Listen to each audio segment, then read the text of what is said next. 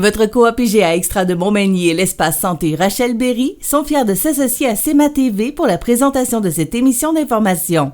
Toujours soucieuse d'être près de sa communauté, votre coopérative d'alimentation s'implique dans le mieux-être de ses 150 employés, à toujours satisfaire davantage ses 6275 sociétaires et à répondre en tout point à leurs besoins. Supportez les organismes de bienfaisance et les entreprises du milieu. Votre magasin coop IGA Extra de Montmagny, c'est tout ça et bien plus. Bonne émission! L'émission Bonjour Côte-du-Sud, une présentation du garage Corriveau Mariotech, 2 boulevard Taché-Ouest Montmagny, 418 248 3634. Sous la bannière Autoplace Maître Mécanicien, le garage Corriveau Mariotech maintient sa réputation sur le service depuis plus de 60 ans. Vous avez besoin de nous, nous sommes là pour vous. 24 heures par jour, 7 jours semaine, le garage Corriveau Mariotech, 248 36 34. Les Caisses Desjardins de Montmagny-Lillet, fiers partenaires de l'émission Bonjour Côte-du-Sud. Les Caisses Desjardins de Montmagny-Lillet, fiers partenaires de l'émission Bonjour Côte-du-Sud. Tous ensemble, nous contribuons à faire rayonner des milliers de jeunes. Desjardins, toujours là pour faire briller la jeunesse. Je vous souhaite la bienvenue à cette autre émission qui relate les meilleurs moments des 10 ans de CEMA TV, parce que CEMA TV souligne son 10e anniversaire cette année. Alors, aujourd'hui, on va se rappeler les meilleurs moments de 2018. Donc, dans quelques instants, on vous présente un bulletin de nouvelles qui fera ou qui vous dressera un bilan des grandes actualités de 2018. Il y aura la chronique juridique dans le cadre des Mardis Mallettes. Alors, on sera en compagnie de Maître Gabriel de Sanson.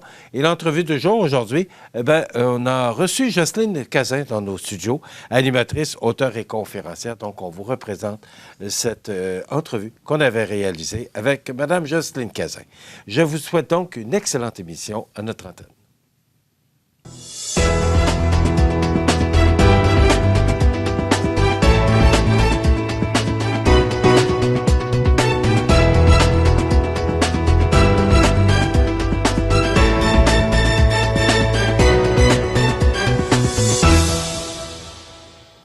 C'est mardi 3 avril à la Pocatière que le ministre des Transports, l'honorable Marc Garneau, en compagnie du chef de la direction et président de Via Rail, Yves Desjardins-Siciliano, a annoncé l'octroi d'un contrat à Bombardier d'une valeur de 54 millions de dollars pour la modernisation de 17 voitures de train. L'annonce est faite en présence de la présidente du conseil d'administration, Françoise Bertrand, du vice-président stratégie d'entreprise de Bombardier, Sylvain Lévesque, et du président-directeur général Amérique Bombardier Transport, David Van der Wee. Le mandat confié à Bombardier comprend la conversion de voitures faites d'acier inoxydable afin de former une nouvelle génération entièrement accessible.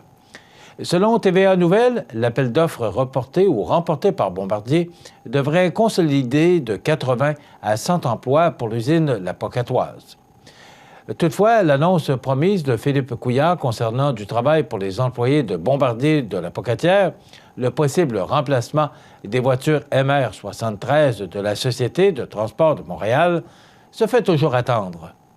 Rappelons que malgré la bonne nouvelle de Via Rail, des mises à pied sont toujours prévues pour l'automne 2018 à l'usine. Les nouvelles voitures remplaceront celles construites dans les années 50 et formeront ainsi une nouvelle génération de wagons entièrement accessibles et qui élèveront, selon Via Rail, les standards d'accessibilité au pays. Chaque voiture reconfigurée sera équipée de 2 élévateurs pour fauteuils roulants, 2 espaces accessibles avec dispositifs d'ancrage, des écrans d'affichage dans la zone passager et, dans la toilette, une toilette accessible.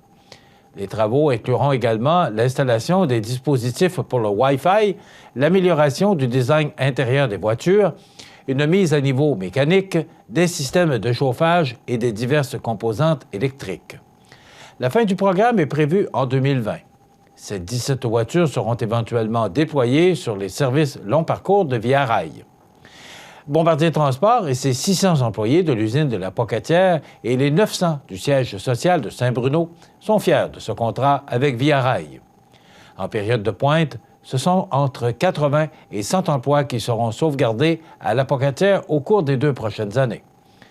Dans le contexte actuel, c'est un pas dans la bonne direction pour la pérennité de notre usine.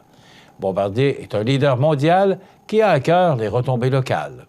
Et c'est important pour nous, a déclaré le président Région Amérique de Bombardier Transport, M. Benoît Brossoit. Le ministre de la Santé est venu annoncer une bonne nouvelle pour la région. Le reportage de José Soucy. Dans le cadre des efforts visant à améliorer l'accès à des soins palliatifs et de fin de vie de la meilleure qualité possible pour la population du territoire de Montmagny-Lillet, le ministre de la Santé et des Services sociaux, Gaétan Barrette, et le député de Côte-du-Sud, Norbert Morin, ont annoncé vendredi matin un financement annuel et récurrent de 450 000 $ à l'organisme La Maison d'Hélène afin que les 6 lits prévus soient disponibles pour accueillir les usagers. Bien que le financement vienne de Québec, la Maison d'Hélène gardera tout de même son autonomie. Les maisons de soins palliatifs sont des maisons qui sont autonomes. Il y a un lien, évidemment, avec le réseau. Les patients doivent arriver soit de la maison, ce qui est tout à fait possible, soit des institutions. C'est le choix des personnes. Les gens qui vont aller à la maison de soins palliatifs, c'est leur choix. Maintenant, nous, comme gouvernement, on amène un financement, mais les opérations sont gérées localement par la maison elle-même. Alors, c'est pas vraiment une relation d'autorité de la part du CIS par rapport à la maison qui garde son autonomie. Il s'agissait évidemment d'une bonne nouvelle pour notre député local qui a mis toutes ses énergies afin que le ministre octroie le financement récurrent à la Maison d'Hélène. Celui-ci a d'ailleurs tenu à taquiner Norbert sur son acharnement à la concrétisation de ce financement. Norbert n'a pas été trop tannant, M. le ministre. On sait énormément. Vous le connaissez, là? Oui. Bon, alors, des fois, il peut être fatigant, hein, ça fait que... il a été bien fatigant. Quant à Mme Caron, elle était plus que satisfaite. MARCI. Parce que je pense que c'est ce mot-là qu'on doit retenir de tous les gens, toutes les personnes qui étaient autour de moi, puis qui ont cru à ça en vendant un projet, mais en vendant pratiquement du vent. Parce que on a commencé à vendre des pièces, on a ramassé des scènes noires. Quand on a commencé à ramasser des scènes noires, les jeunes nous ont dit « C'est un peu une perte de temps. Tu viens de ramasser pour 350 pièces environ de scènes noires. » Ben, à la grande surprise, on a ramassé au-dessus de 8000 quelques, ce qui donnait 80 quelques mille scènes noires, si je ne m'abuse. Là. La Maison d'Hélène pourra ainsi accueillir le premier patient cet automne. Son offre de service s'adresse aux adultes, mais aussi aux enfants âgés de plus de 4 ans qui résident ou dont la famille réside sur le territoire de Montmagny-Lillet. Des 6 lits financés, 4 seront consacrés aux soins de fin de vie destinés aux personnes dont le pronostic est de moins de 2 mois et 2 autres aux soins de répit ou de gestion de la douleur pour les personnes en soins palliatifs. Le montant annoncé servira directement au demi-million nécessaire pour le bon fonctionnement de cette maison pour les soins de fin de vie. C'était José Soucy pour CMA-TV Nouvelles à Montmagny. Marquis Imprimeur a annoncé par voie de communiqué un partenariat avec l'entreprise américaine EPAC ainsi qu'un investissement de 9 millions de dollars en son usine de Montmagny. Cette initiative majeure est lancée pour répondre aux impératifs du marché et aux besoins des éditeurs de livres afin d'amorcer un virage vers un nouveau modèle de fabrication 4.0. L'entreprise a un plan pour devenir le meilleur imprimeur de livres au Canada et en Amérique du Nord, car le secteur du livre et de l'impression est en mutation.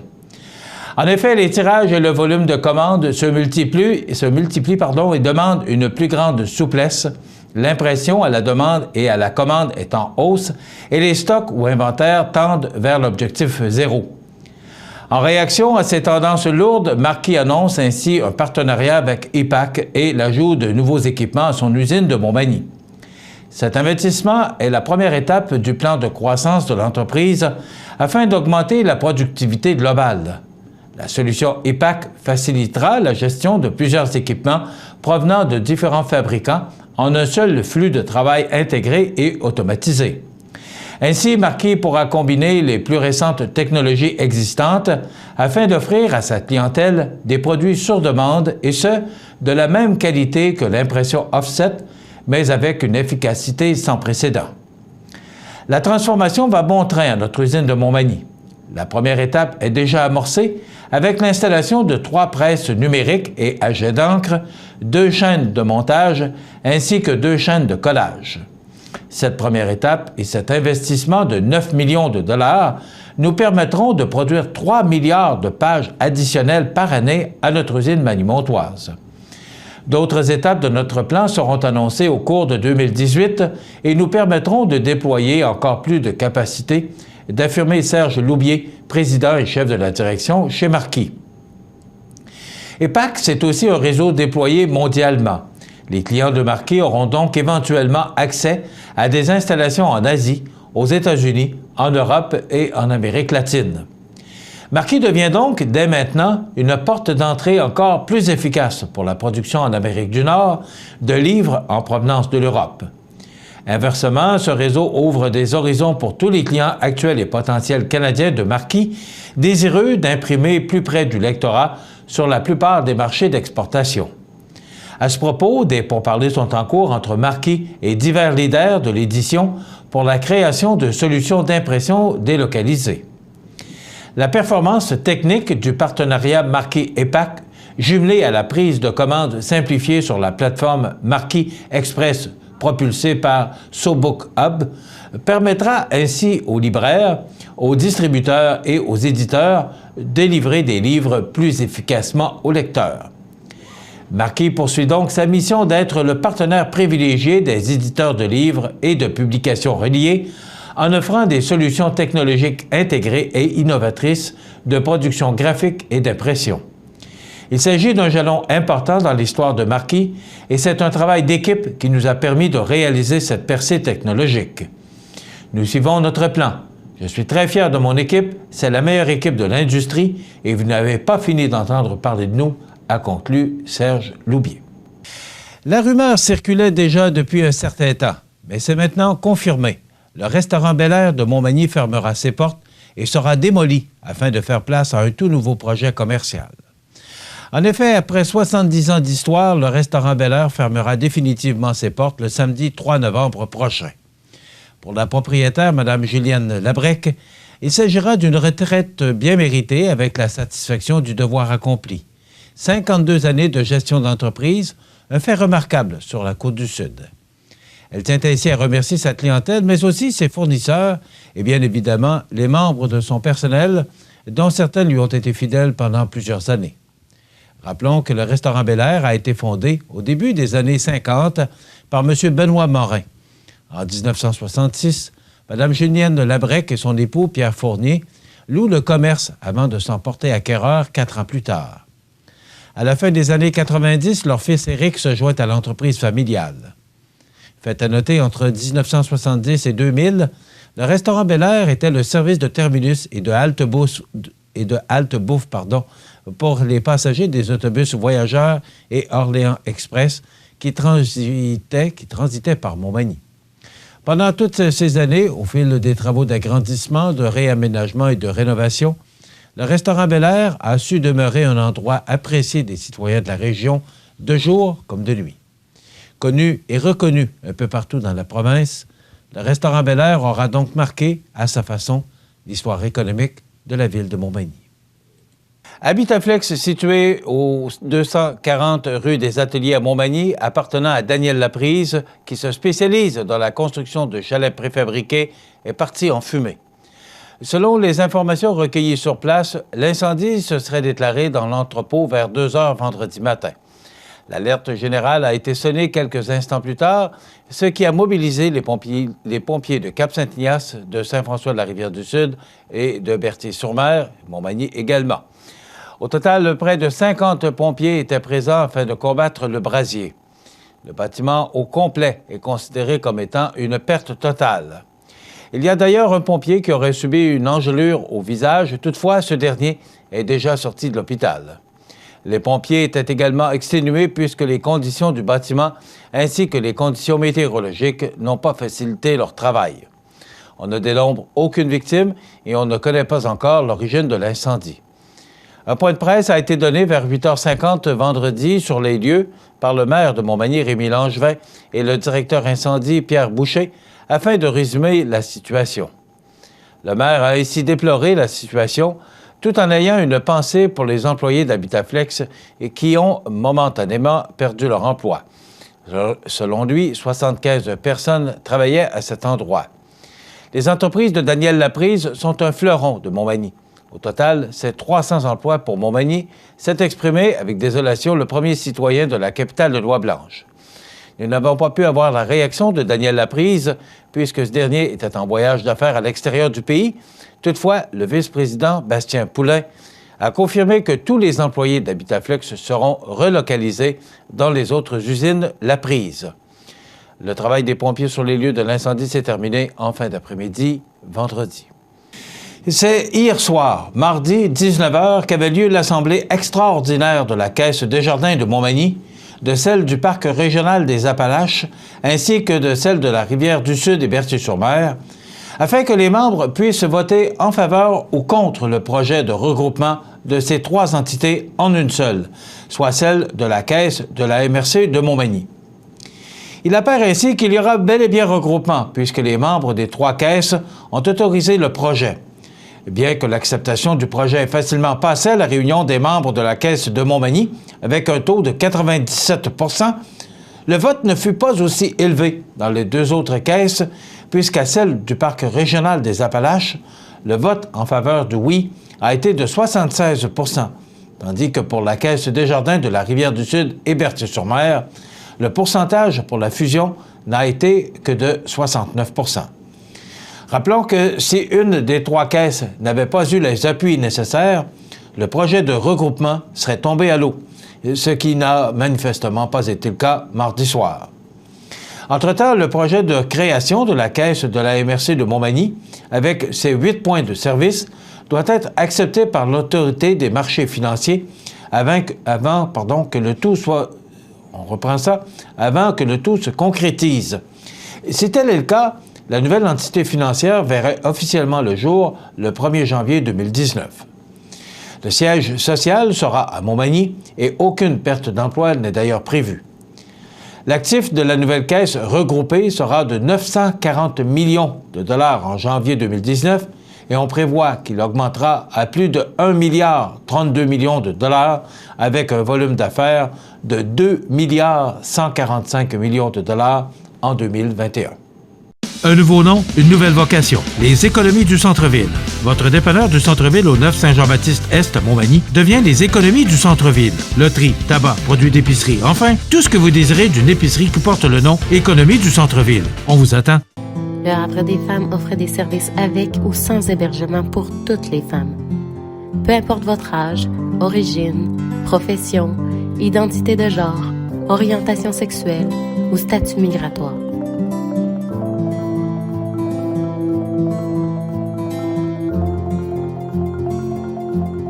Appelle-nous ou écris-nous. Tu nous dérangeras jamais. 418-247-7622. Les nouvelles du sport. Une présentation de votre Canadian Tire Montmagny, le magasin le plus complet de la région. Votre Canadian Tire Montmagny vous offre un inventaire complet pour votre magasinage. De plus, retrouvez un immense choix de produits pour votre animal de compagnie. Votre Canadian Tire à Montmagny, la place par excellence pour magasiner à Montmagny.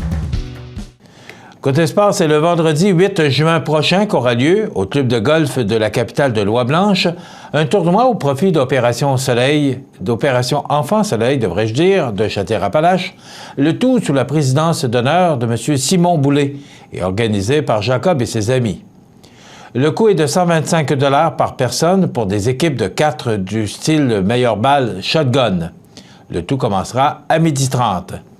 Le prix de 125 $ comporte la voiture de golf, une consommation ainsi qu'à l'accès aux 5 à 7, bouchées et animations avec DJ Daniel Guimont. Par ailleurs, pour chaque bière vendue, 1 $ sera remis à cette fondation. Il vous sera également possible de rencontrer les hockeyeurs Alex Barré-Boulay et Samuel Blais, car les deux vedettes de la région seront de la partie. Les nouvelles du sport. Une présentation de votre Canadian Tire Montmagny, le magasin le plus complet de la région.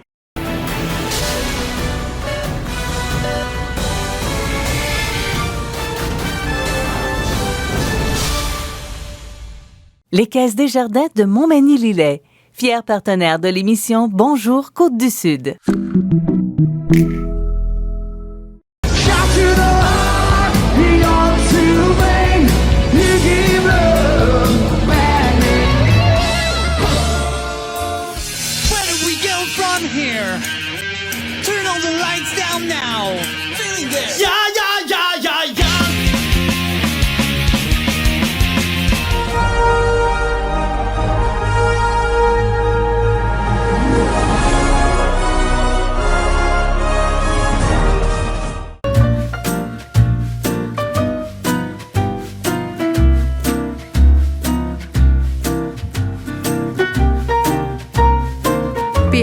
Emploi, assurance et services financiers depuis 1927.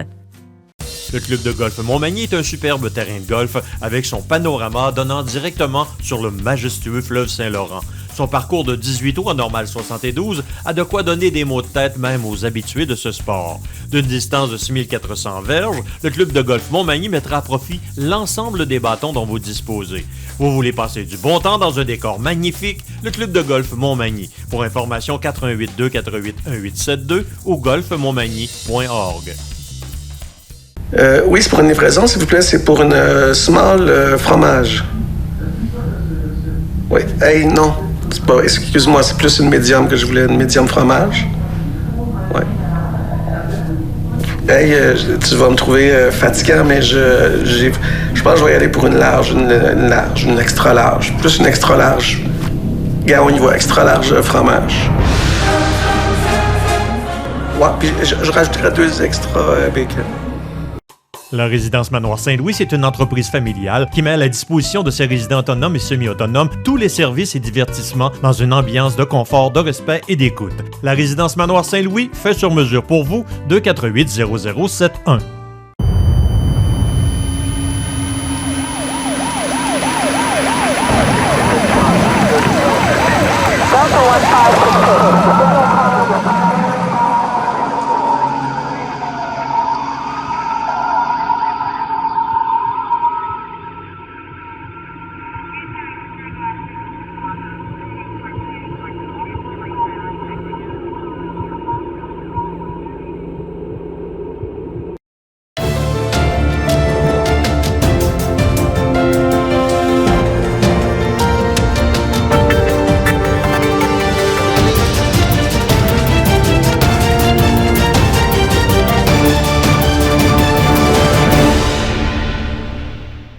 Vous regardez CEMA TV, le média numéro 1 sur la Côte-du-Sud. Dans le cadre des Mardis Mallettes, CEMA TV vous présente la chronique juridique, une présentation du groupe Mallette, société de comptables professionnels agréés et de services juridiques. Dans le cadre des Mardis Mallettes, CEMA TV vous présente la chronique juridique, une présentation du groupe Mallette, société de comptables professionnels agréés et de services juridiques. Je vous souhaite la bienvenue à cette autre chronique juridique en compagnie de Maître Gabriel Sanson du groupe Mallette Juridique. Bonjour. Bonjour. Aujourd'hui, on va parler de la servitude et les ententes entre voisins. Oui. Est-ce que je devrais dire la servitude et les ententes entre bons voisins? Oui, ce serait une bonne chose à dire, effectivement. Parce que les ententes, des fois, quand on ne s'entend pas entre voisins, c'est plus compliqué. Oui. C'est quoi exactement une servitude? Une servitude, dans le fond, ce qu'on dit par la loi, c'est une charge qui est imposée sur un immeuble, donc sur une propriété, qui est au bénéfice d'un autre immeuble. Donc, le plus courant qu'on entend, là, c'est la servitude de passage. Là, le droit de passage. Le droit de passage, plus communément appelé, effectivement. Dans le fond, c'est de venir établir des droits et des obligations sur au moins 2 immeubles différents. Donc, par exemple, on a chacun un immeuble en propriété. Là. Quand je parle d'immeuble, ça peut être avec bâtisse ou non. Là, un terrain, en termes juridiques, on appelle ça un immeuble. C'est ça. Donc, j'ai besoin, par exemple, que vous me donniez certains droits sur votre terrain parce que j'ai le terrain voisin puis que j'en ai besoin. Donc, c'est ça une servitude. Le but aujourd'hui, c'est un petit peu de venir, justement, quand vous dites ou l'entente entre bons voisins, c'est que les gens, souvent, c'est correct, on se fait confiance entre voisins ou avec des gens. C'est juste de venir un petit peu démontrer comment ça peut tourner mal quand on pense qu'on a une bonne entente puis qu'on est correct, dans le fond. OK. Vous avez des exemples? Oui. Donc, je vous ai fait un petit exemple pratique. Le chalet si on a un chalet qui n'est pas raccordé aux services d'aqueduc municipaux. Par exemple, moi, j'ai un chalet qui est sur le bord du fleuve. J'ai besoin d'un puits artésien pour pouvoir alimenter mon immeuble en eau. Le puits qui a été creusé, il est là. Par contre, moi, mon terrain n'était pas fait assez grand pour pouvoir accueillir ce puits-là. Donc, avec la réglementation, on doit avoir certaines distances minimales qui sont requises. Vous, par contre, vous êtes mon voisin, vous aviez l'espace nécessaire, donc le puits a été fait sur votre terrain avec, bien sûr, votre consentement à vous. On s'entend bien, on s'aime bien. et on a fait le puits sur votre terrain. On s'est donné une poignée de main, puis on s'est dit, il n'y a pas de problème, les tuyaux passent, puis on s'entend comme ça, il n'y a pas de problème. Si un jour, on se chicane, on ne s'entend plus très bien, il y a quelque chose qui est arrivé, puis là, on a une mésentente, ou vous vendez à quelqu'un, puis moi, le nouveau voisin, je ne m'entends pas très bien avec lui, ou lui, il ne veut rien savoir, dans le fond, d'avoir des amis dans son entourage, dans le fond, on n'est pas capable de s'entendre. Ça ne marche pas. Ça ne marche pas. Et ça ne marche plus. Parce que là, mon puits est chez vous. Ça ne marche pas, mais ça ne marche plus. Ça ne marche plus. Mon puits est sur votre terrain ou le terrain du nouveau propriétaire. Là, à ce moment-là, dans nos ententes qu'on avait, qui paye l'entretien? Qui paye, dans le fond, si jamais il y a un bris, qu'on doit faire des réparations? S'il y a des réparations que c'est moi qui veux les assumer, est-ce que j'ai le droit de laisser la compagnie de puisatier, dans le fond, aller travailler sur le puits parce qu'il est sur votre terrain? Donc, est-ce que j'ai l'autorisation? Si jamais mon nouveau voisin avec qui je ne m'entends pas du tout, décide qu'il ne m'aime pas puis il coupe l'eau, il coupe l'alimentation, c'est quoi mes recours dans le fond? Ou est-ce que c'est écrit qu'il doit absolument me fournir en eau pour mon immeuble? Donc, on peut avoir eu quelques années que ça allait très bien puis qu'on s'est bien entendu qu'il n'y avait pas de problème, mais là, on est dans une impasse. Et étant donné qu'on a dit qu'on ne s'entend pas avec le nouveau voisin, comment on peut réussir à en venir à une nouvelle entente qu'on va aller faire une servitude avec lui? Donc, c'est là que la servitude devient très importante. Il y a différents types de servitudes. Dans ce cas-là, c'est une servitude de puisage d'eau. Et on va aller ensemble faire un contrat qui vient vraiment établir quels sont mes droits, quelles sont mes obligations. Même chose pour vous. Donc, est-ce que j'ai le droit de passer sur votre terrain pour me rendre au puits? À quel endroit j'ai le droit de passer? Parce qu'on ne veut pas que j'ai le droit de passer n'importe où. Est-ce qu'il y a des moments où je dois passer? Est-ce que je dois vous aviser à l'avance? Est-ce que c'est moi qui paie l'entretien du puits? Est-ce que c'est moi est-ce que je dois vous donner un montant? Donc, c'est toutes des choses qu'on peut établir par contrat. Et ce contrat-là est publié au registre foncier. Ce qui fait que peu importe le propriétaire, que ce soit de votre terrain à vous ou de mon terrain, dans 20 ans, même si on a changé 8 fois de propriétaire, la servitude va être encore applicable et les gens vont être encore protégés qui vont pouvoir avoir accès à l'eau du puits. Mais si on n'a pas d'entente et le monsieur ne veut pas faire d'entente avec le nouveau propriétaire, il arrive quoi? Bien là, on peut avoir des problèmes. Ça prend de l'eau. Est-ce qu'il y a des lois qui font résonner Bien, comme je vous disais initialement, là, on a le problème que mon terrain n'est pas assez grand pour avoir un puits. Le voisin, il a le puits, mais dans le fond, il est chez lui. Il n'est pas obligé, dans le fond, de me fournir l'eau. C'est différent de quand mon terrain est enclavé. Si le chemin s'arrête à votre terrain, puis que ma seule possibilité d'aller à la route à partir de mon chalet, c'est en passant sur votre terrain pour accéder au chemin. Là, la loi va dire il faut que vous me laissiez passer à un certain endroit. Mais dans des cas comme ça, bien là, c'est là qu'on va rentrer dans probablement qu'on va être à risque d'avoir des avocats parce qu'il va falloir des négociations. Est-ce qu'on va pouvoir acheter la partie de terrain où il y a le puits pour venir terminer le débat? Est-ce qu'on va finir par s'entendre avec ce voisin-là? C'est là qu'on rentre dans des impasses juridiques souvent. La servitude est un contrat qui permet de régulariser plusieurs situations. À risque de conflit, majoritairement, oui. Oui. Maintenant, moi, je reviens toujours sur le puits. Si le monsieur ne veut pas, est-ce qu'il y a une loi qui l'oblige à le faire? Dans le fond, ça va finir avec les tribunaux. Avocats. C'est ça. C'est à ce moment-là, tout dépendant de la situation. Encore une fois, on donne là, les informations de base. C'est sûr que ça dépend toujours des situations pour savoir comment on pourrait en arriver à une finalité qui... Mais malheureusement, c'est sûr que des cas de servitude comme ça, on peut arriver avec des impasses qui vont durer plusieurs années et avec des batailles juridiques, puis qu'il n'y a jamais personne qui va s'entendre parce que c'est le but initial de faire un contrat comme ça, c'est que la loi ne nous donne pas un droit automatiquement dans ce cas-là. Donc, on fait une entente avec quelqu'un d'autre. Dans le fond, c'est ça le principe. Arriver. Et ça arrive. Et ça arrive. OK. L'exemple du puits est bon, mais il y a des routes aussi, puis il y a tellement de choses qui ont été faites dans le passé. Oui. Il y a des lunes. Et là, ces servitudes-là, est-ce qu'elles sont encore bonnes? Est-ce qu'elles sont encore actuelles? Oui. Dans le fond, Les servitudes qui sont comme celles que je vous parle, c'est ce qu'on appelle une servitude réelle et perpétuelle. Donc, elle va se perpétuer dans le temps. Elle s'applique sur des immeubles, donc c'est pas en faveur de des personnes. C'est pas moi qui vous ai donné un droit personnel à vous. Par exemple, je vous donne le droit de passer sur mon terrain pour vous rendre au fleuve, mais que je donne ce droit-là juste à vous personnellement. Ça, dans ce temps-là, quand vous n'êtes plus propriétaire, quand vous êtes décédé, il n'y a plus personne qui peut utiliser le droit. Mais une servitude qui est réelle et perpétuelle comme ça, c'est peu importe le propriétaire. Si moi, je suis propriétaire que je décède, la servitude, elle est enregistrée sur mon terrain, donc ça va se continuer. Il y a certains cas, bien sûr, où la servitude, la loi prévoit qu'elle peut être éteinte, donc qu'elle peut être effacée, entre guillemets.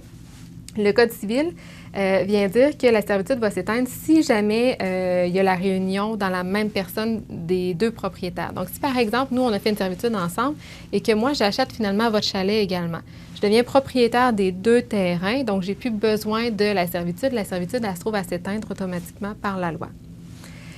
Si on se trouve à révoquer la servitude, donc on convient ensemble, on signe un nouveau document que j'ai plus besoin de la servitude, puis on ne veut pas que ça fasse de problème dans le futur, donc on efface la servitude.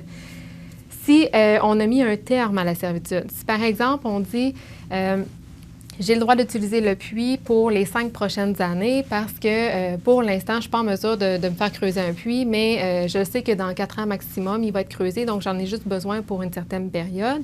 On n'aura pas besoin de venir effacer la servitude parce qu'on va avoir dit dans le document, elle est bonne pour 5 ans. Donc, dans 5 ans exactement, il n'y a plus personne qui peut prétendre avoir des droits avec cette servitude-là.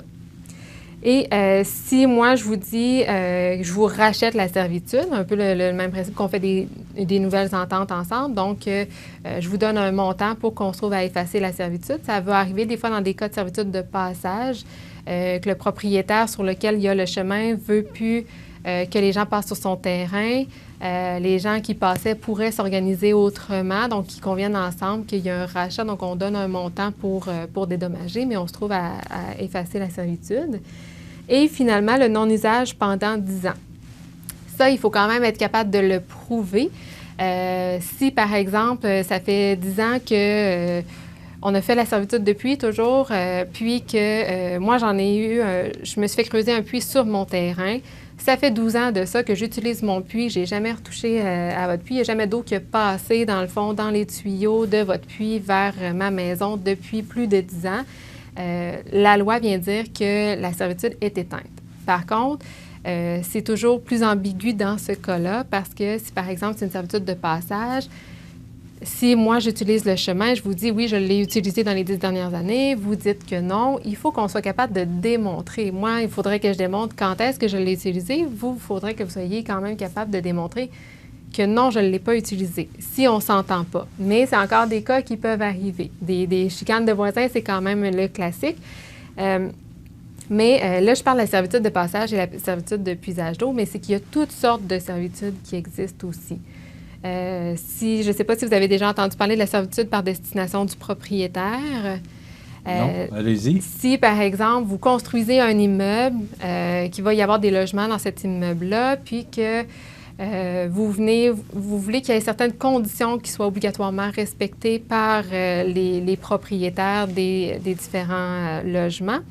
C'est une servitude qu'on peut créer comme propriétaire. Aussi, moi, je fais un développement immobilier. Je veux que les maisons respectent tout un certain revêtement extérieur, qu'ils ne puissent pas avoir de corde à linge sur les terrains, qu'ils ne puissent pas mettre de barbecue sur leur terrain, qu'ils ne puissent pas stationner plus de 2 véhicules à l'avant de la maison, des choses comme ça. Quand je crée le développement, puis au fur et à mesure que je vends les terrains, on va créer cette servitude-là avec les acheteurs, comme quoi les acheteurs et les propriétaires futurs vont devoir respecter ces conditions-là pour que le quartier reste avec un certain aspect qu'on a décidé initialement. Donc, aussi, il y a des servitudes, excusez-moi, il y a des servitudes aussi qu'on lègue à nos héritiers, là, que si nous autres, on décède, que cette servitude-là est bonne pour les héritiers légaux, les gens qui vont nous succéder, pour assurer que la servitude ne tombe pas avec la personne qui décède. Par exemple, sur un terrain? Oui, ou sur un chalet. Ouais, c'est le même principe, étant donné que ces servitudes-là s'appliquent sur notre immeuble. Effectivement, à notre décès, ça va continuer.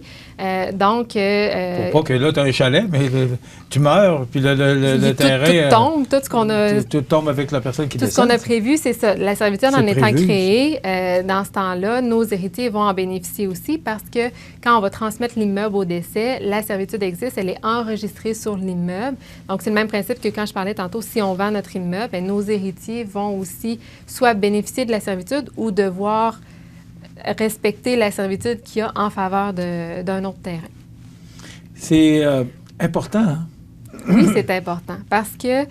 C'est important d'avoir des bons papiers, encore une fois. C'est un peu comme on disait il y a 2 semaines avec les conjoints de fait, là.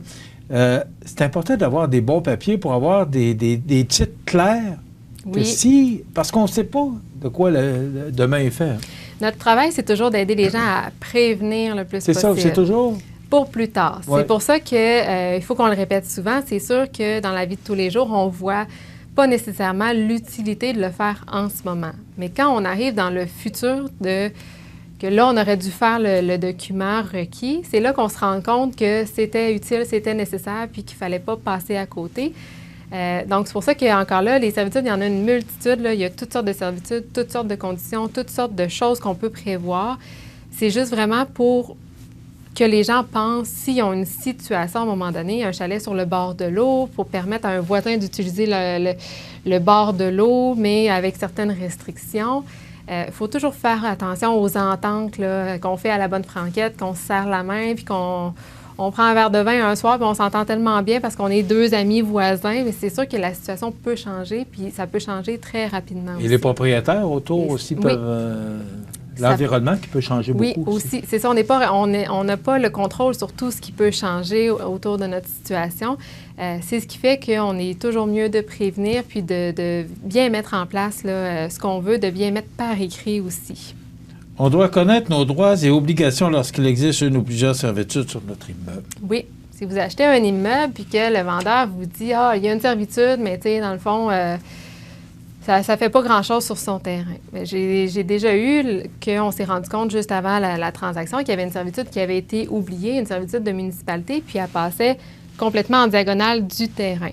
Servitude comme ça avec la municipalité, pour les tuyaux d'aqueduc, on ne peut pas mettre de piscine, on ne peut pas mettre de cabanon, on ne peut pas mettre de headset par-dessus. Donc, on est vraiment limité dans notre droit de propriété. Donc, c'est important de bien s'informer des obligations qu'on a avant de devenir propriétaire. De là, l'importance de toujours être bien protégé. Oui. 248-57-77 pour avoir de judicieux conseils de Maître Gabriel Sanson ou de Maître Nathalie Dubé du bureau de Mallette Conseil juridique. Merci beaucoup. Merci. C'est toujours intéressant. On se retrouve dans 2 semaines pour d'autres bons conseils. Rappelez-vous, la servitude et les ententes entre voisins, c'est tellement important. Ça complète. Dans le cadre des Mardis Mallette, CMA-TV vous présente la chronique juridique, une présentation du groupe Mallette, société de comptables professionnels agréés et de services juridiques.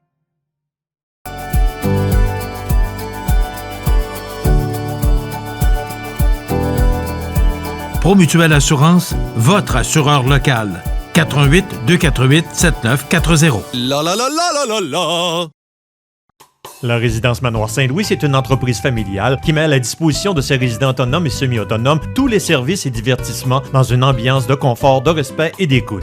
La Résidence Manoir Saint-Louis fait sur mesure pour vous, 248-0071.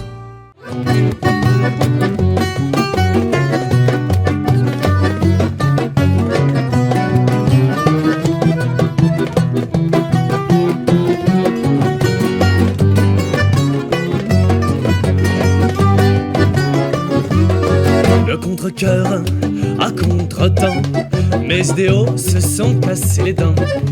Sur de la réalité crue qu'on se bouffe 3 fois par jour, n'allez pas croire que je sois déçu d'avoir appris de mes détours.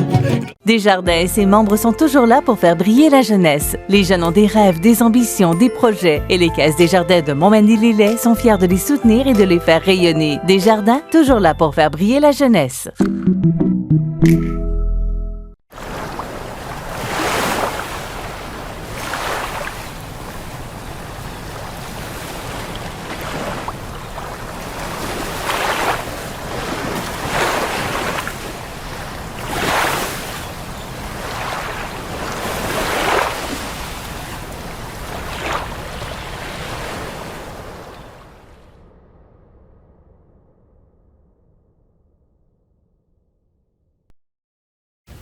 Bonjour, je peux vous aider? Ouais. Je suis comme pas sûr de mon choix. Vous pourriez y aller avec l'aide alimentaire, populaire ces temps-ci. Ou la solitude chez les aînés, c'est tout aussi tendance. Sinon, il y a la santé mentale, qui reste un classique. Mais c'est dur à porter. Parce que choisir une cause, c'est en laisser tellement d'autres derrière. Centraide aide 50 organismes. Vous regardez CEMA TV, le média numéro 1 de l'information sur la Côte-du-Sud. La chronique des offres d'emploi présentée par le Centre d'aide et de recherche d'emploi Montmagny-Lillet, le CAR, organisme à but non lucratif, à Montmagny, Saint-Fabien-de-Panay, Saint-Pamphile et Saint-Jean-Port-Joli, 418-248-9559 ou lecar.ca.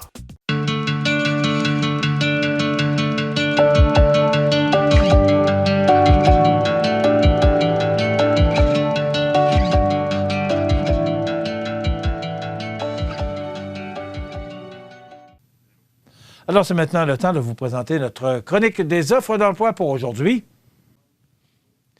L'entreprise Kubota Montmagny est une entreprise dynamique avec une équipe exceptionnelle, en plus d'être un service essentiel reconnu. Et on est à la recherche actuellement d'un mécanicien de route pour faire partie de l'équipe de service de Kubota Montmagny. Ça vous intéresse? Postulez dès maintenant auprès de Mylène Gingras au 248-2477, poste 231. Ou encore, vous pouvez faire parvenir votre curriculum vitae à mylène.gingras@kubotamontmagny.ca. Donc, Kubota Montmagny qui est à la recherche d'un mécanicien de route. Matériaux Blanchette de Saint-Pamphile est actuellement à la recherche d'un opérateur de production à 24,45 $ l'heure, salaire de base, et également d'un mécanicien industriel avec un salaire de base de 27,73 $ l'heure. Ça vous intéresse? Vous pouvez faire parvenir votre curriculum vitae à rh.pamphile@matériauxblanchette.ca ou encore vous pouvez communiquer avec les ressources humaines de Matériaux Blanchette au 418-356-3344, poste 543. Opérateurs de production et mécaniciens industriels sont recherchés actuellement chez Matériaux Blanchette de Saint-Pamphile. Travailler chez Fonderie Poitras, c'est plus qu'un emploi. C'est la chance de se réaliser et de faire progresser sa carrière. Ça vous intéresse? Plusieurs postes disponibles. FondriePoitras.com pour avoir plus d'informations ou encore les gens des ressources humaines de Fonderie Poitras au 247-5041, 247-5041, Fonderie Poitras de Lillet. Kubota Montmagny, une entreprise dynamique avec une équipe exceptionnelle, en plus d'être un service essentiel reconnu, est actuellement à la recherche d'un mécanicien pour faire partie de l'équipe de service de Kubota Montmagny. Ça vous intéresse? Postulez dès maintenant auprès de Mylène Gingras au 248-2477, poste 231, ou encore vous pouvez faire parvenir votre curriculum vitae à mylène.gingras@kubotamontmagny.ca. Donc, cette belle entreprise de Montmagny qui est à la recherche d'un mécanicien Kubota Montmagny. Alors, cette chronique vous est présentée par le Centre d'aide en recherche d'emploi Montmagny-Lillet, le CAR, et vous voyez actuellement la page où vous pouvez retrouver des emplois disponibles au CAR, lecar.ca. Donc, vous pouvez obtenir plus d'informations sur ces emplois ou encore avoir de l'aide dans votre recherche d'emploi, l'orientation professionnelle, le coaching de carrière, service de placement. C'est sans frais, une équipe professionnelle avec un service personnalisé, 4 points de service pour mieux vous servir. Montmagny, Saint-Fabien-de-Panay, Saint-Pamphile, Saint-Jean-Port-Joli. Le Centre d'aide de recherche d'emploi Montmagny-Lillet, 248-95-59. La chronique des offres d'emploi présentée par le Centre d'aide et de recherche d'emploi Montmagny-Lillet, le CAR, organisme à but non lucratif, à Montmagny, Saint-Fabien-de-Panay, Saint-Pamphile et Saint-Jean-Port-Joli, 418-248-9559 ou lecar.ca. Santé, beauté, photo. Votre Jean Coutu de Montmagny, c'est tout ça et encore bien plus. Jean Thibault et toute son équipe du Jean Coutu de Montmagny sont fiers de s'associer à CEMA TV dans la présentation de la pouponnière et profitent de l'occasion pour féliciter les heureux parents. Vous regardez CEMA TV, le média numéro 1 sur la Côte-du-Sud. Donc, tel que promis, notre invité aujourd'hui, c'est Mme Jocelyne Cazin. Mme Cazin qui est née à Vire, une division administrative française située dans le département du Calvados et la région Normandie. J'ai appris ça, moi. C'est pour ça que je suis bien conservée, parce que je suis née dans le Calvados. Je vous pensais, moi, mais vous êtes une Québécoise. Je suis québécoise. Mes parents sont arrivés ici en 1952 avec un beau bébé dans les bras. Okay. J'avais 18 mois. Alors moi, je me considère évidemment beaucoup plus québécoise que française. Et comme je dis souvent, je suis aussi québécoise que vous. Je suis juste arrivée 350 ans plus tard. Madame Cazin, vous êtes journaliste, commentatrice, animatrice, maintenant auteur, parce que vous avez écrit un livre, on va en parler tout à l'heure, J'ose déranger. C'est une belle carrière. Vous avez connu une belle carrière. Oui, mais je n'ai pas connu un jardin de roses. Alors, ça n'a pas été facile. Il a fallu que je me batte au début pour faire ma place. En fait, il a toujours fallu que je me batte pour faire ma place. Mais plus les années ont passé, moins, évidemment, la bataille était ardue, était coriace. Mais quand même, oui, je pense qu'effectivement, j'ai eu une belle carrière. Je suis assez fière. Bon, parlons-en. On a jasé un petit peu avant l'entrevue. Vous avez commencé dans les années 70 à faire de la radio. Puis dans le temps, la radio, pour les femmes... C'était pas facile. Parce que c'était un monde d'hommes. Absolument, c'est un monde d'hommes. Comment vous avez fait pour faire votre chemin? Bien, parce que j'étais fatigante. parce que je fonçais. Parce que j'osais déranger. Et c'est pas pour rien que j'ai un titre qui s'appelle « J'ose déranger », mon livre, parce que c'est toujours ça que j'ai fait. J'ai osé déranger. Alors, j'appelais, je rappelais, puis je leur disais « Écoutez, vous devriez me prendre » et blablabla. Et je pense qu'à un moment donné, si on veut faire sa place dans la vie et dans la société, il faut oser déranger. Sinon, tu sais, qui ne demande rien n'a rien. Alors moi, j'ai beaucoup demandé, j'ai beaucoup sollicité, puis finalement, ça a porté fruit. Mais effectivement, ça n'a pas été facile. Donc, vous avez fait vos débuts à la radio, mais ici, dans notre région, on vous connaît moins à la radio parce que c'était plus dans la région de Montréal. Même dans les Laurentides. J'ai commencé, moi, à la radio dans les Laurentides parce que je suis une fille du Nord, Saint-Sauveur-des-Monts. Alors, j'ai grandi à Saint-Sauveur, et puis mes premiers pas, je les ai faits dans la région. J'ai fait ce qu'on appelle la ronde de lait. Et puis, de fil en aiguille, bien, à Montréal, on m'a engagée à CKVL, puis à CKAC, qui était Télémédia, qui était la station numéro 1 à l'époque, au début des années 80. Et puis, en 84, bien, j'ai eu la chance que l'on m'offre une place à Télémétropole. Dans ce temps-là, c'était Télémétropole, n'est-ce pas? Alors, Télémétropole TVA, et puis je suis restée 25 ans à TVA. Bon, maintenant, on sait que vous êtes arrivé à JE, mais vous n'êtes pas arrivé au début à JE. Vous me racontiez que... Oh. Moi, je suis du tout début de JE. Non, mais je veux dire, votre arrivée à la télévision... Ah non, mon arrivée à la télévision... Il a fallu encore là que vous fassiez votre absolument. Votre en 84, il s'en est coulé de l'eau sous les ponts, parce que je suis arrivée en 84 à TVA, puis JE, avec Gaëtan et moi, on a commencé ça en 93. Alors, donc, de 84 à 93, j'ai été reporter, j'ai été courriériste parlementaire à Québec et à Ottawa, j'ai fait les Jeux olympiques, j'ai été présentatrice de nouvelles, j'ai travaillé avec Claude Charron au Match de la vie, Madame, Monsieur, bonsoir, vous vous souvenez de ça.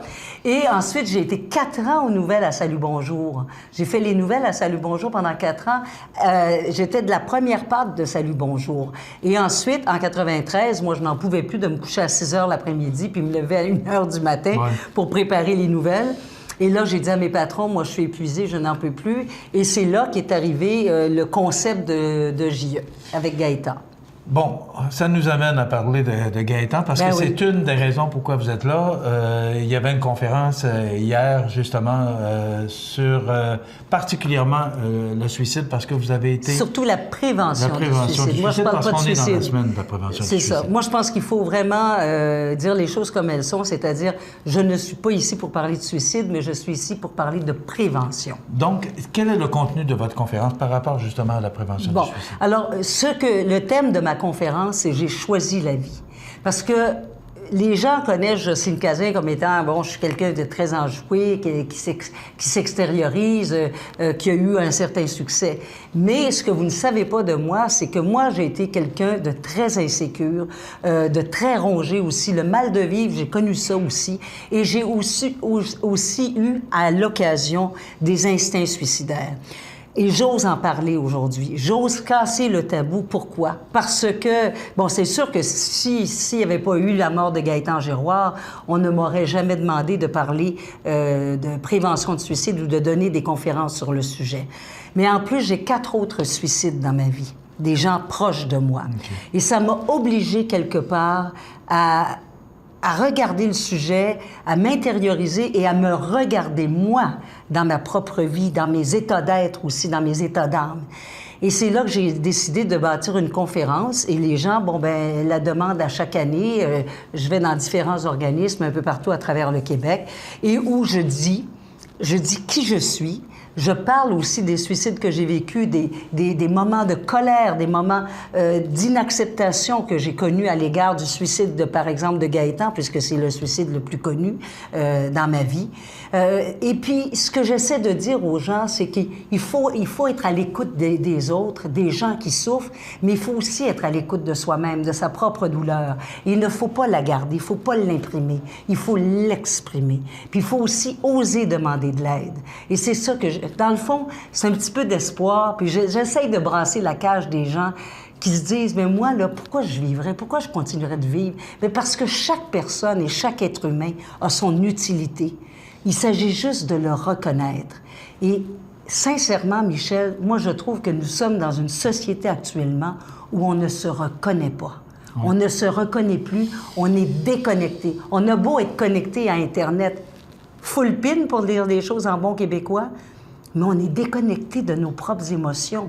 On est déconnecté de l'autre. Alors, il s'agit d'être à l'écoute de soi-même pour être capable d'être à l'écoute de l'autre. Puis c'est un petit peu tout ça que je raconte dans ma conférence. Le fait, justement, de vivre ça de très près, vous dites qu'il y a d'autres personnes près de vous, mais oui. Gaétan Giroir, ça a été tout un choc aussi. Ah ben oui. Ben ça a été un choc... D'abord, ça a été un choc national, on peut le dire. Là. Ouais. Je veux dire, le Québec... D'ailleurs, Michel, on est en 2016, puis moi, je ne peux pas oublier la mort de Gaétan Giroir parce qu'on me le rappelle constamment. À chaque fois que je vais quelque part, que je rencontre des gens, les gens me parlent, oui, de moi, mais ils me parlent aussi de Gaétan. Mais on vous a tellement vus ensemble. Ben voilà, puis on était un team, on était un duo absolument extraordinaire. On s'entendait comme larron en foire. On était vraiment des grands amis. Et d'ailleurs, il m'appelait sa grande sœur. Tu sais, c'était vraiment le duo parfait. Alors, c'est sûr que, combien, ça fait quoi, 17 ans? 17 ans plus tard, moi, je ne peux pas oublier cette mort-là, cette mort tragique. Et j'ai eu des moments de révolte par rapport à ça, je dois l'avouer. Moi, il y a eu des moments où les gens, quand ils m'abordaient avec l'histoire de Gaétan, j'avais envie de les envoyer promener parce que je n'étais plus capable. Et là, je me suis dit, regarde, Jocelyne. Et à raison aussi, parce que vous aviez des émotions, vous aviez de la peine. Voyons, c'est sûr, c'est sûr. Mais là, à un moment donné, j'ai dit, bon, qu'est-ce que je fais? Est-ce que je reste récalcitrante? Est-ce que je me révolte par rapport à ça? Ou est-ce que j'accepte ça et j'en fais quelque chose de constructif et de positif? Et me voilà. Le temps passe rapidement, madame. Jocelyne, vous avez écrit un livre qui s'appelle « J'ose déranger ». Oui. Vous en avez parlé un peu tantôt par rapport au titre que vous avez choisi. Oui. Racontez-nous un peu ce que vous avez à l'intérieur de ce livre. Bon, alors, dans ce livre-là, il y a, pour finir avec la boucle de Gaétan, le dernier chapitre, c'est le chapitre sur les deuils. Et bien sûr, je raconte l'histoire de Gaétan parce que, d'abord, pour démystifier un petit peu l'histoire, parce que beaucoup de gens, c'est drôle, hein, mais il y a beaucoup de gens qui pensent que Gaétan ne s'est pas suicidé, mais qu'il a été victime d'un meurtre ou d'un règlement de compte, ce qui est complètement faux. Je vous le garantis à 100%. Gaétan était en proie à une profonde dépression. Et avec beaucoup de respect, je raconte ce qui s'est passé pour Gaétan. Qu'est-ce qui l'a amené dans cette profonde dépression dans les mois qui ont précédé? Donc, le chapitre sur les deuils, mais il y a toutes sortes de deuils, pas que physiques aussi. Il y a le chapitre sur les chemins vers la retraite, sur la relève, sur le bénévolat, sur la responsabilisation. Et j'ai aussi un chapitre sur ma mère. Pourquoi ma mère? Parce que je donne pas des conférences sur ma mère, évidemment. Mais pourquoi la mère? Parce que la mère, c'est le fondement de tout. Puis en plus, je dois avouer aussi que j'ai eu des rapports assez difficiles avec cette femme-là et j'ose le raconter également. En fait, ce sont des réflexions sur mes expériences de vie personnelles et professionnelles et j'espère aider quelqu'un quelque part. Jocelyne, le temps passe rapidement. Est-ce que vous avez l'intention d'en faire un deuxième? Ben oui, pourquoi pas, mais là, je sais pas, je vais peut-être déranger un peu plus. Est-ce que vous avez encore des choses à nous raconter? Oh, j'ai pas tout dit là-dedans, là. Okay. Mais vous avez l'idée? Est-ce qu'il y a disons dans les projets? Il y a déjà un synopsis décrit. Maintenant, est-ce que j'oserais aller plus loin? On verra. OK. C'est dans les éditions, je l'ai pris en note à quel point? Publistar? Oui, c'est Publistar. On le retrouve dans toutes les bonnes librairies ou à la bibliothèque. Et puis, ça se vend dans les librairies 24,95. Et puis, si vous avez la lecture numérique, ça se vend à 17,95 et vous pouvez l'avoir sur le numérique aussi. J'ose déranger. Jocelyne Cazin, je vous remercie beaucoup d'avoir été avec nous. Merci d'être venue à Montmagny. Merci d'être venue rencontrer les gens hier pour cette conférence. J'espère que je ne vous ai pas trop dérangé. Non, pas du tout. Bien au contraire. Et écoutez, vous serez toujours la bienvenue à Montmagny. Merci, Michel. Merci, ça madame. m'a fait plaisir. Merci. Voilà, Jocelyne Cazin qui était de passage chez nous hier soir dans le cadre d'une conférence qui avait lieu organisée par le Trait d'Union dans le cadre de la Semaine de la prévention du suicide. On s'arrête. Desjardins et ses membres sont toujours là pour faire briller la jeunesse. Les jeunes ont des rêves, des ambitions, des projets et les Caisses Desjardins de Montmagny-Lillet sont fiers de les soutenir et de les faire rayonner. Desjardins, toujours là pour faire briller la jeunesse. Oui, c'est pour une livraison, s'il vous plaît. C'est pour une small fromage. Oui. Hey, non. C'est pas, excuse-moi, c'est plus une médium que je voulais, une médium fromage. Oui. Hey, tu vas me trouver fatigant, mais je pense que je vais y aller pour une large, une extra large. Plus une extra large. Gars, on y va, extra large fromage. Ouais, puis je rajouterai 2 extra bacon. Le Havre des femmes offre des services avec ou sans hébergement pour toutes les femmes. Peu importe votre âge, origine, profession, identité de genre, orientation sexuelle ou statut migratoire.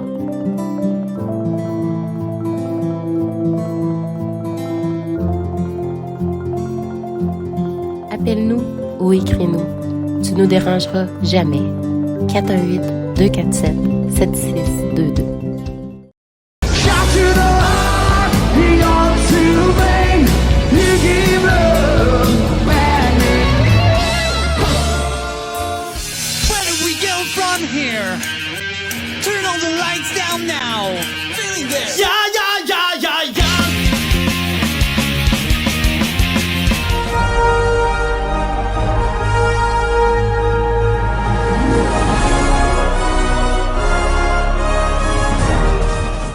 Votre magasin Coop, c'est un large éventail de fruits et légumes, des gâteaux personnalisés, des mets cuisinés préparés sur place, des bouchées à votre service, des charcuteries et des fromages, des poissons frais à tous les jours, des produits locaux, sans oublier le comptoir Yuzu Sushi Express et les nouvelles caisses libre-service. Un large inventaire de bières de microbrasserie, une fraîcheur garantie à chacune de vos visites. Venez vivre la différence. Achetez local à votre magasin Coop IGA Extra de Montmagny.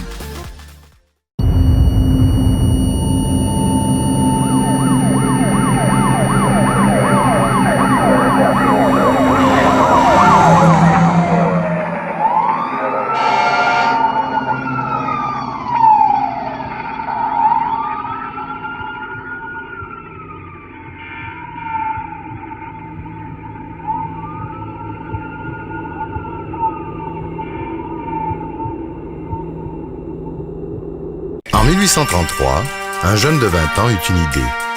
Une petite idée qui allait devenir un grand projet. Aujourd'hui, le rêve d'Ozanam est devenu réalité.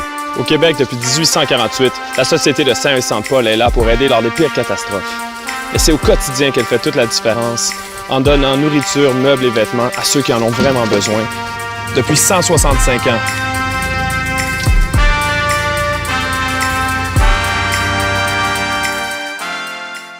La résidence funéraire Boulanger vous propose une gamme complète de services personnalisés afin de répondre à tous vos besoins en matière de funérailles. Nous vous fournissons des installations de services innovants qui répondent en évolution des familles d'aujourd'hui. Nous prenons soin de vous afin que vous puissiez vous concentrer sur ce qu'il y a de plus important, votre famille, vos amis et vous-même. Salon funéraire adapté pour votre plus grand confort, grand stationnement et facilité d'accès. La résidence funéraire Boulanger, pour bien faire dans la dignité. L'émission Bonjour Côte-du-Sud, une présentation du garage Corriveau Mariotech, 2 boulevard Taché-Ouest Montmagny, 418-248-3634.